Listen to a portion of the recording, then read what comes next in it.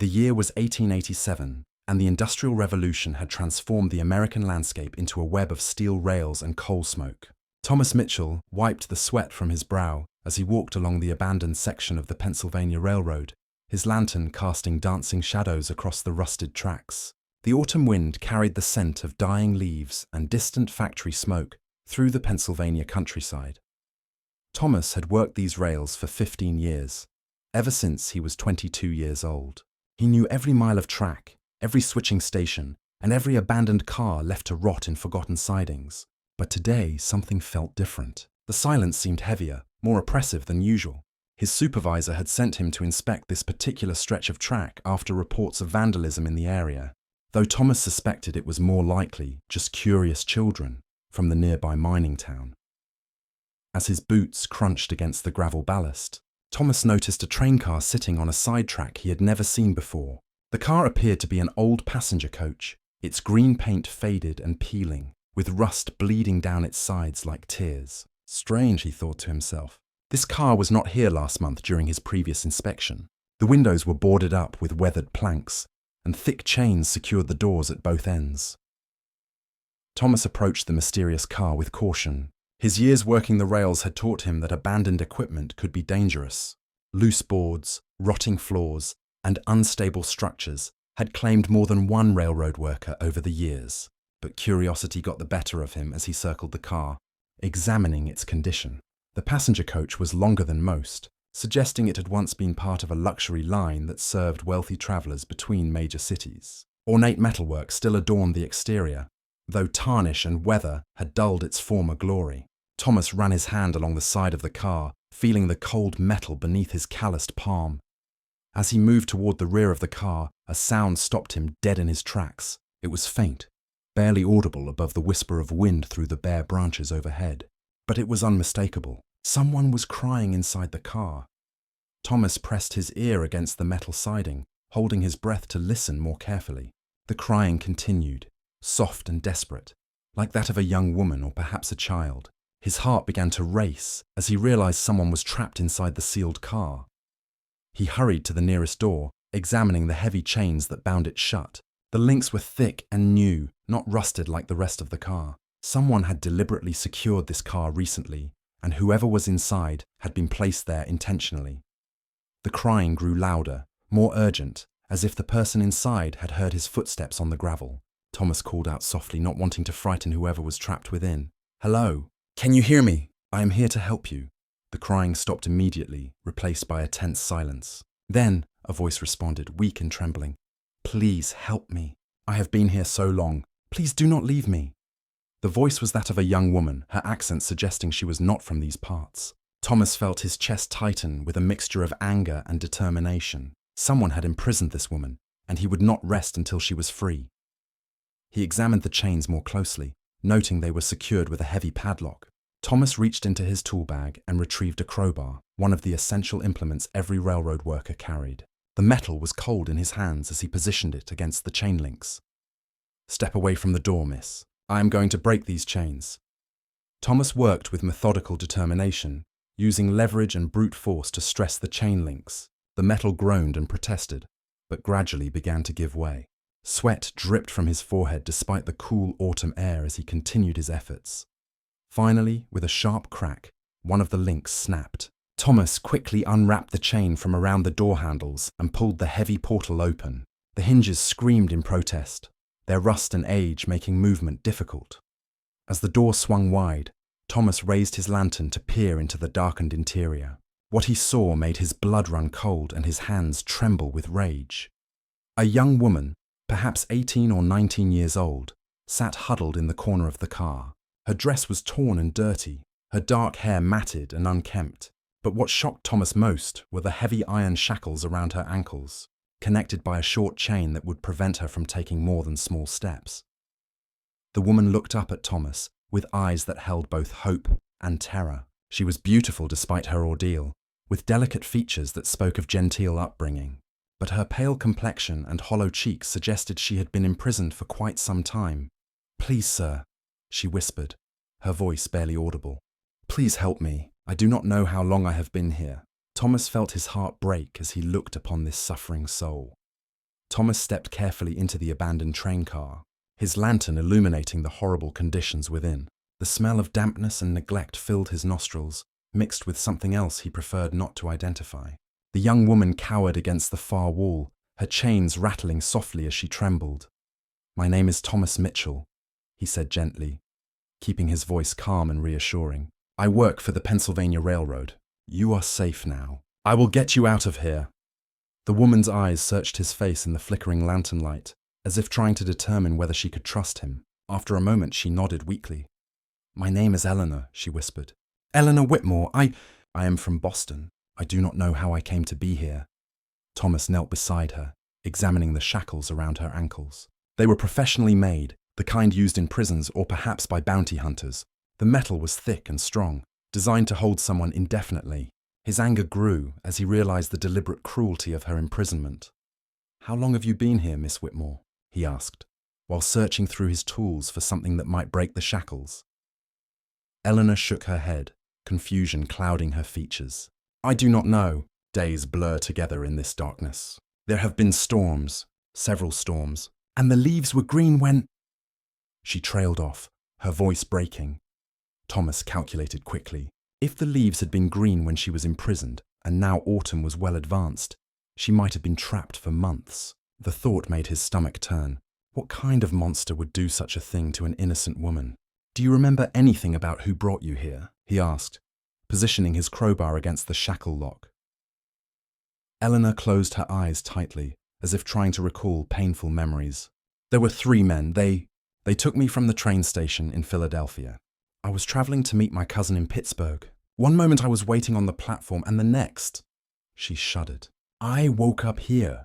Thomas worked steadily on the shackles, applying pressure to the lock mechanism.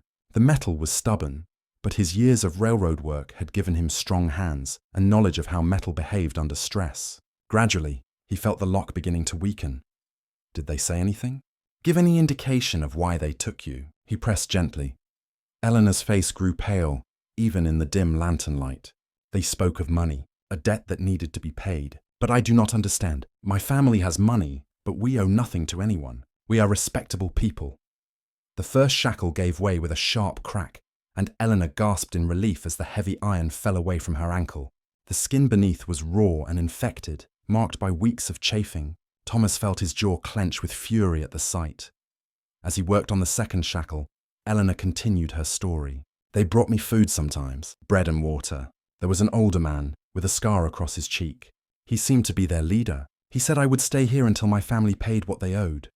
"But you said your family owes no debts," Thomas replied, applying more pressure to the stubborn lock. "That is what I told them, again and again. But the scarred man only laughed. He said my father would understand soon enough." Eleanor's voice grew stronger as hope began to replace despair. "He said something about investments gone wrong, about money borrowed and never repaid." The second shackle finally broke free, and Eleanor flexed her feet, wincing as circulation returned to her damaged ankles. Thomas helped her stand, though she swayed unsteadily after months of confinement. "Can you walk?" he asked, offering his arm for support. Eleanor nodded, though her legs shook with weakness. "I think so. I must try." As they made their way slowly toward the door, Thomas's mind raced with questions. Why would anyone target the Whitmore family? Boston was hundreds of miles away, yet someone had gone to considerable trouble to kidnap Eleanor and transport her to this remote location in Pennsylvania. "Miss Whitmore," he said as they reached the door, "I need to get you to town immediately. You need food, medical attention, and we must contact the authorities. But I must ask, do you know of any business dealings your father might have had that could explain this?" Eleanor paused, her hand gripping the doorframe for support. "My father owns textile mills in Boston. He has many business relationships, investments in various ventures. But he is an honest man, Mr. Mitchell. He would never cheat anyone." Thomas helped her down from the train car, noting how the afternoon sun made her squint and shield her eyes. She had been in darkness for so long that even the pale autumn light was overwhelming. As they walked slowly along the tracks toward his handcar, Thomas considered their next steps. The nearest town was Millerville, about 3 miles down the line. There, he could get Eleanor proper help and contact the county sheriff. But something told him this was bigger than a simple kidnapping case. There is something else. Eleanor said quietly as they walked. Before I was taken, strange men had been watching our house in Boston. My father noticed them but said nothing to me. I only learned of it from our housekeeper after I overheard her talking to the cook. Thomas felt a chill that had nothing to do with the autumn air. This was not a random crime, but a carefully planned operation involving multiple people across several states. The handcar ride to Millerville took nearly an hour, with Eleanor wrapped in Thomas's heavy work coat to ward off the autumn chill. She sat quietly beside him as he pumped the handle that propelled them along the rails, her eyes constantly scanning the surrounding forest as if expecting her captors to emerge at any moment. "They will be looking for me," she said suddenly, her voice barely audible above the rhythmic clacking of wheels on rails. "When they discover I am gone, they will search everywhere." Thomas increased his pace, feeling sweat begin to form despite the cool air. "How often did they check on you?" "Every few days. The scarred man would come with food and water. He always came alone, and always at night." Eleanor pulled the coat tighter around her shoulders.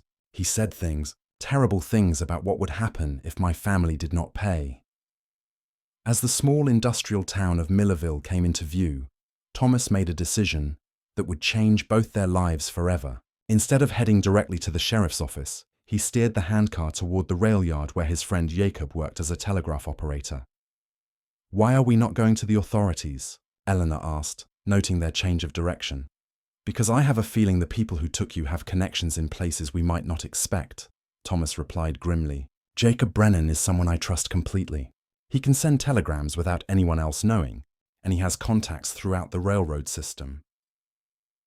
They found Jacob in the small telegraph office beside the main rail line, his sleeve garters and wire-rimmed spectacles giving him the appearance of a scholarly clerk, rather than a former Union Army sergeant. When he looked up from his telegraph key and saw Eleanor's condition, his expression immediately grew serious. "Thomas, what in God's name has happened here?" Jacob rose from his chair, taking in Eleanor's torn dress and obvious signs of prolonged captivity. "Jacob, I need your help, and I need your absolute discretion," Thomas said, closing the office door behind them.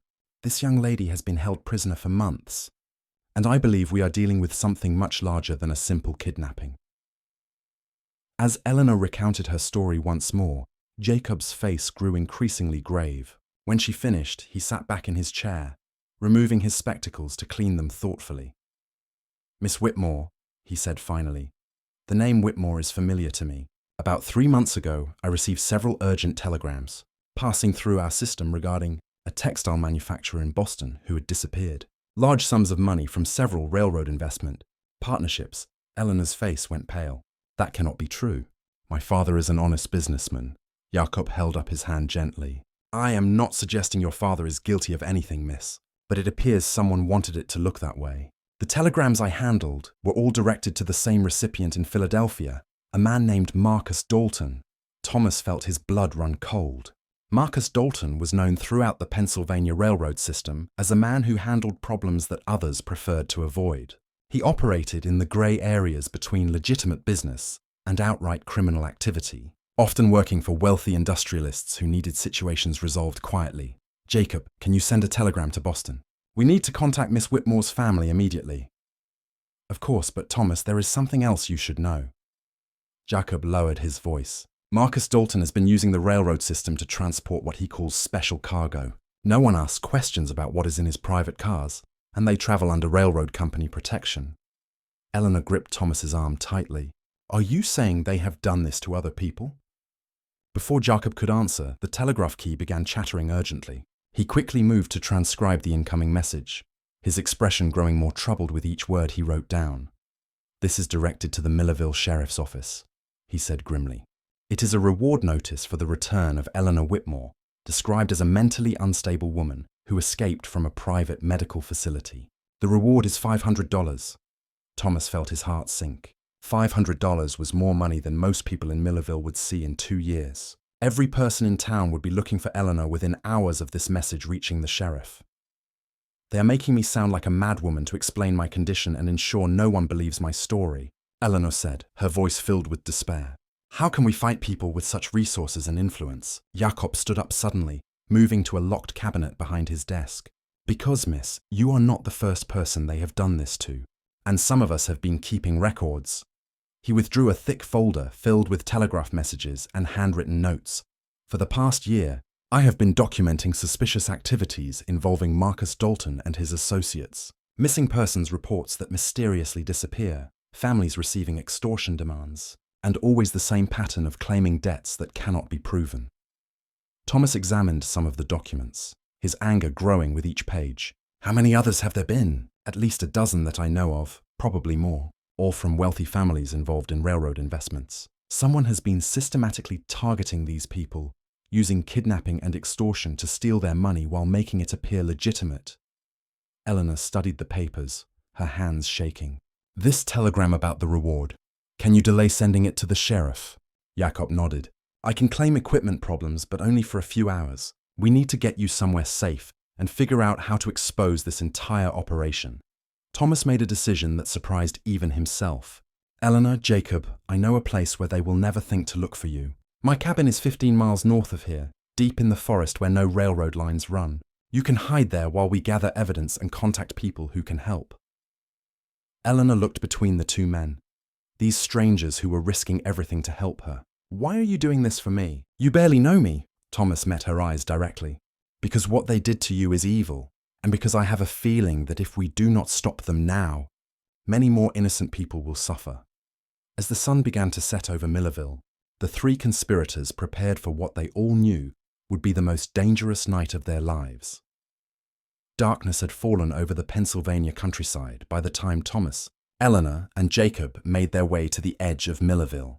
They traveled on foot, avoiding the main roads and railroad tracks where searchers might already be looking. Thomas carried a pack filled with supplies from Jacob's quarters, while Eleanor moved carefully through the forest undergrowth, still weak from her months of captivity. The reward telegram reached Sheriff Morrison about an hour ago, Jacob whispered, as they paused near a stream to rest. I saw him organizing a search party before I left town. They believe you are dangerous and confused, Miss Whitmore. Eleanor sat on a fallen log, her breathing labored from the difficult trek. How long before they realize we helped her escape? She asked Thomas. Not long. By morning, they will know I was the one who found the abandoned train car. My supervisor will tell them I was assigned to inspect that section of track. Thomas checked his pocket watch in the moonlight. We have perhaps 6 hours before they start searching for all three of us. As they continued through the dense forest, Jakob shared more details about the criminal network he had been documenting. The pattern is always the same. They target families involved in railroad investments, particularly those who have made significant profits in recent years. Then they manufacture evidence of financial wrongdoing and use kidnapping to force payments. But why go to such elaborate lengths? Eleanor asked, stepping carefully over a moss-covered stone. Surely there are easier ways to steal money. Because this way appears legitimate, Thomas replied grimly. When a family pays to resolve what looks like a business debt, no one investigates further. The victims are too ashamed to report being extorted, and the authorities see only proper business transactions. They reached Thomas's cabin just after midnight. The small log structure sat in a clearing surrounded by towering pine trees, miles from the nearest neighbor. Thomas had built it himself over several years, using it as a retreat from the noise and smoke of industrial civilization. Inside, Eleanor collapsed into a chair beside the stone fireplace, while Thomas lit an oil lamp and started a fire. The warm light revealed a simple but comfortable home, with handmade furniture and shelves lined with books on engineering and railroad construction. You will be safe here, Thomas assured her, bringing her a cup of water from his well. But we cannot stay long. Jakob and I need to return to town before we are missed, and we must find a way to expose this entire operation. Eleanor looked up at him with gratitude and something else he could not quite identify. Mr. Mitchell, I realize I may never be able to repay what you have done for me. You have risked everything to help a stranger. Thomas, he corrected gently. And you are not a stranger anymore, Eleanor. We are in this together now. Jakob spread his documents across Thomas's table, organizing them by dates and locations. I have been thinking about our next steps. We need to contact the federal authorities, specifically the United States Marshal Service. This criminal network operates across multiple states, which makes it a federal matter. But will they believe us? Eleanor asked. These people have convinced everyone that I am mentally unstable. What if they have similar false evidence prepared against all of us? Thomas studied the papers Jakob had brought, noting the careful documentation of dates, names, and telegraph messages. Jacob, you said Marcus Dalton uses special railroad cars to transport what he calls cargo. Do you know where those cars are stored? There is a private rail yard outside Philadelphia where Dalton keeps several cars. According to my sources, they are heavily guarded and marked as containing sensitive business materials. Jacob paused, understanding dawning in his eyes. You think there might be other prisoners? It would explain how they manage multiple kidnappings simultaneously, Thomas replied. If they have a secure facility where they can hold several people at once, they could coordinate multiple extortion schemes. Eleanor stood up suddenly, moving to the window despite Thomas's warning to stay away from the glass. Listen, she whispered urgently. In the distance, they could hear the faint sound of dogs barking and men shouting. The search party had expanded beyond Millerville and was now combing the surrounding forest. They are closer than we expected, Jacob said grimly, quickly gathering his papers. We need to leave immediately. Thomas moved swiftly around the cabin, collecting essential supplies and extinguishing the fire. Eleanor, can you ride a horse? I have a mare in the stable behind the cabin. Yes, I learned as a child, she replied, though her voice betrayed her exhaustion. Good. Jacob, you need to return to town immediately and act as if nothing has happened. Continue monitoring telegraph traffic and documenting everything. Eleanor and I will head north toward the state border. As they prepared to flee, Eleanor grasped Thomas's arm. There is something I have not told you. When the scarred man brought me food, he sometimes spoke to other men outside the train car. I heard them mention a woman named Victoria Ashford. They said she was asking too many questions about missing railroad investments.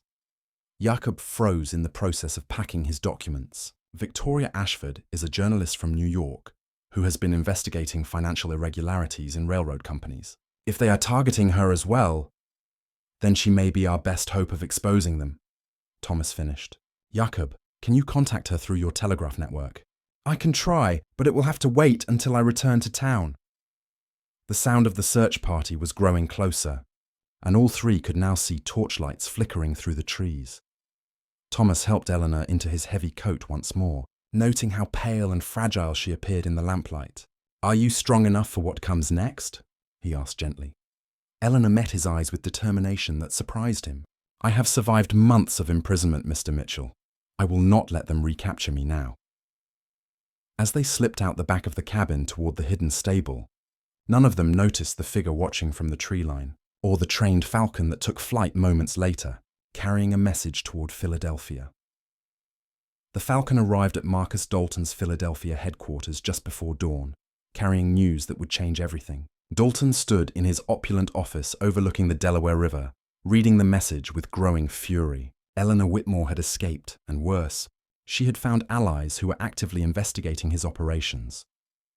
Gather the men, he told his lieutenant, a scarred man named Vincent Cole. The girl knows too much, and now she has help. We cannot allow this to spread. Meanwhile, 50 miles north near the New York border, Thomas and Eleanor rode through the pre-dawn darkness on his sturdy mare. Eleanor sat behind Thomas, her arms wrapped around his waist for stability, both of them exhausted from the night's desperate flight. We need to find shelter soon, Thomas said, noting how Eleanor swayed with fatigue. There is an old mining camp about 2 miles ahead. It has been abandoned for years, but the buildings are still sound. As they crested a hill, Eleanor pointed to smoke rising in the distance behind them. They are burning something. Do you think they found your cabin? Thomas's jaw tightened. Probably. They want to destroy any evidence that we were there. He urged the horse forward, knowing they needed to reach safety before full daylight exposed them to any watchers. The abandoned mining camp sat in a valley between two ridges, its weathered buildings a testament to Pennsylvania's boom and bust mining cycles. Thomas helped Eleanor down from the horse and led them to the most intact structure, a former supervisor's house with solid walls and a functioning fireplace. Rest, he told her, spreading his coat on an old wooden bench. I need to scout the area and make sure we are truly alone. While Eleanor slept fitfully, Thomas explored the camp and discovered something that made his heart race. Fresh wheel tracks led to one of the larger buildings, and inside he found evidence of recent occupation. Blankets, food supplies, and most disturbing of all, several sets of chains similar to those that had bound Eleanor. They have been using this place too, he muttered, examining the chains more closely. This was not just a random hideout, but but another link in Dalton's network of imprisonment and extortion. When he returned to Eleanor, she was awake and staring out the window with a troubled expression. "Thomas, I've been thinking about what that journalist Victoria Ashford might know. If she was investigating railroad investments, she might have information about my father's business dealings that even I do not know." Thomas sat beside her, noting how the morning light revealed the full extent of her ordeal. Dark circles shadowed her eyes, and her clothes hung loosely on her diminished frame. Yet there was a strength in her that impressed him deeply. "Eleanor, there is something I need to tell you about this place," he began, then explained his discovery of the chains and recent occupation. "I believe they have been holding multiple prisoners here, moving them between locations to avoid detection." Eleanor's face grew pale, but her voice remained steady. "Then we are not just fighting for my freedom, but for others who may still be imprisoned." Their conversation was interrupted by the sound of approaching horses. Through the window, they could see 4 riders moving systematically through the camp, searching each building. Thomas recognized one of them as Vincent Cole, the scarred man Eleanor had described. "They found us faster than I expected," Thomas whispered, drawing Eleanor away from the window. "We need to get out of here immediately." But as they moved toward the back door, they discovered their escape route was blocked. More riders had surrounded the building, and Thomas could hear Cole's voice calling out from the front. "Miss Whitmore, we know you are in there. Come out peacefully, and no one needs to be hurt. You are sick, confused from your ordeal. We are here to take you home to your family." Eleanor gripped Thomas's hand tightly. "He is lying. My family would never work with these people." Thomas examined their options quickly. The building had only 2 exits, both now covered by armed men, but the structure was old, and he noticed several loose floorboards near the back wall. "There," he whispered, pointing to the boards. "Mining camps often had root cellars or storage areas beneath the buildings. If we can get underneath..." Working as quietly as possible, Thomas pried up several floorboards, revealing a narrow crawl space that led toward the adjacent building. It was barely wide enough for one person, and completely dark. "Eleanor, I need you to crawl through there and try to reach the next building. If you can get to the horses without being seen..." "What about you?" she whispered urgently. "I will create a distraction, give you time to escape." Thomas handed her his railroad pocket watch, a treasured possession his father had given him. "If something happens to me, get this to Jakob. He will know what to do." Eleanor looked into his eyes, and for a moment, time seemed suspended between them. "Thomas, I cannot leave you here to face them alone. You must. Too many people are counting on us to expose this network. You are the key to everything, Eleanor. Without your testimony, they will never be stopped." Cole's voice came again, more insistent. "We know you are in there, Whitmore. Come out now, or we come in after you." Eleanor squeezed Thomas's hand once more, then disappeared into the dark crawl space beneath the floorboards. Thomas waited until he could no longer hear her movement, then walked to the front door. "Cole," he called out. "I am Thomas Mitchell, Pennsylvania Railroad. I know what you have been doing, and I have evidence that will destroy your entire operation." He heard Cole laugh coldly. "Mr. Mitchell, you have interfered in matters far beyond your understanding." "Where is the girl?" "Gone," Thomas replied simply. "And with her went your chances of covering this up." The front door exploded inward as Cole and his men stormed the building. But in those crucial moments, Eleanor was crawling through the darkness toward freedom, carrying with her the knowledge that would finally bring justice to Marcus Dalton's criminal empire. 3 weeks later, Eleanor Whitmore stood in the federal courthouse in New York City, her testimony echoing through the packed courtroom. Beside her sat Victoria Ashford, the journalist whose investigation had provided the final pieces needed to expose Marcus Dalton's criminal network. In the gallery, Jacob Brennan held Thomas Mitchell's pocket watch, a reminder of the man whose courage had made this moment possible. The defendant systematically targeted families involved in railroad investments, Eleanor testified, her voice strong and clear. They used fabricated evidence to create the appearance of legitimate business disputes, then employed kidnapping and extortion to steal millions of dollars. U.S. Marshal William Hayes had arrested Dalton and 17 associates after Eleanor's escape led to the discovery of the Philadelphia rail yard where they had been holding prisoners. The raid had freed 6 other victims, including a railroad executive's daughter, who had been missing for 8 months. Thomas had survived his confrontation with Vincent Cole, though not without injury. He sat in the front row of the courtroom, his left arm still in a sling from the bullet wound he had sustained during his capture. When Cole and his men had stormed the mining camp building, Thomas had fought desperately to buy Eleanor time to escape. His sacrifice had worked, allowing her to reach safety and eventually contact the federal authorities. Miss Whitmore, the prosecutor continued, can you identify the man who held you prisoner and threatened your life? Eleanor looked directly at Vincent Cole, seated at the defendant's table. Yes, that is him. He told me repeatedly that my family owed money that did not exist, and that I would remain chained in that train car until they paid. The evidence presented during the 3-week trial had been overwhelming. Jacob's meticulous documentation of telegraph messages, combined with Eleanor's first-hand testimony and the physical evidence discovered at multiple locations, painted a clear picture of an extensive criminal operation. Victoria Ashford had provided crucial context through her investigation of railroad investment fraud. Her articles in the New York Tribune had initially attracted Dalton's attention, making her a target for kidnapping. But her research had also uncovered the pattern of false debt claims and mysterious disappearances that had gone unnoticed by local authorities. The scope of this conspiracy is unprecedented, Judge Harrison declared during sentencing. The defendants created an elaborate network designed to prey upon successful families while hiding behind the appearance of legitimate business transactions. Marcus Dalton received 25 years in federal prison. Vincent Cole and 12 other associates received sentences ranging from 10 to 20 years. The remaining defendants, who had played smaller roles, received shorter terms but would spend significant time behind bars. After the trial concluded, Eleanor found Thomas waiting for her on the courthouse steps. The autumn air in New York carried the scent of fallen leaves, reminding them both of that fateful day when he had discovered her imprisoned in the abandoned train car. "It is over," she said simply, though they both knew the healing process would take much longer. "The legal proceedings?" "Yes," Thomas replied. "But Eleanor, what will you do now? Your ordeal has been public knowledge for weeks. Every newspaper in the country has printed your story." Eleanor smiled, the first genuine smile Thomas had seen from her since her rescue. "Victoria has offered me a position with the Tribune, helping to investigate crimes against women that often go unreported. I want to use what happened to me to help others."